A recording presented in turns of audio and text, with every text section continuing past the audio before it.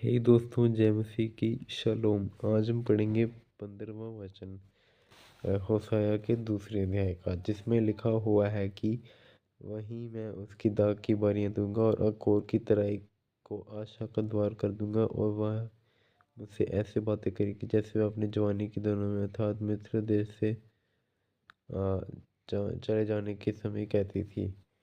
इसमें तीन तीन चीज़ें तो मैं आपको स्टेप बाय स्टेप क्या के बताता हूँ, ठीक है। इसमें ना तीन तीन चीज़ें तो मैं आपको स्टेप बाय स्टेप कहता हूँ।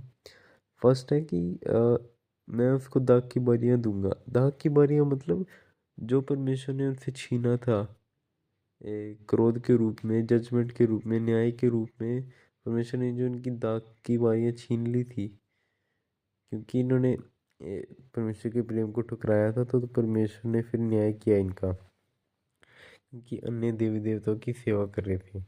वहाँ परमेश्वर कहते हैं कि परमेश्वर जो हैं वो जो दाग की बारियां वापस लौटा देंगे, ठीक है। और अकोर की तराई की आशा का द्वार कर देंगे।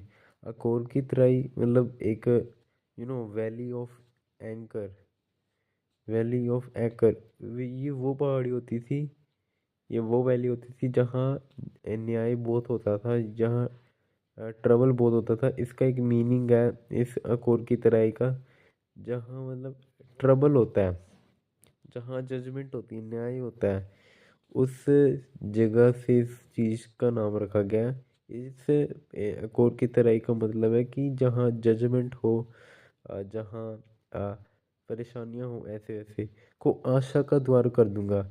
मतलब जो ट्रबल हो रही थी पहले, जो परेशानी हो रही थी, उसे आशा का द्वार बना देना है परमेश्वर ने। और जो इज़राइल है वो ऐसी, अभी देखो वो है मुझसे ऐसी बातें कहेगी जैसे मैं अपनी जवानी के दिनों में अर्थात मिस्र देश से चले जाने के समय कहती थी। इसका मतलब का क्या हुआ कि वह मुझसे ऐसी बातें करेगी, मतलब इज़राइल जो है वो दोबारा से परमेश्वर से बात करेगा जैसे वो अ, उस टाइम किया करता था जब परमेश्वर ने उन्हें इजिप्ट से निकलवाया था। क्योंकि वहाँ एक एक राजा रहा करता था जो कि मूर्ति पूजा करता था। तो परमेश्वर ने अपने लोगों को वहाँ से छुड़ाया। उस समय जो इज़राइल है उन्होंने परमेश्वर के साथ बातें की।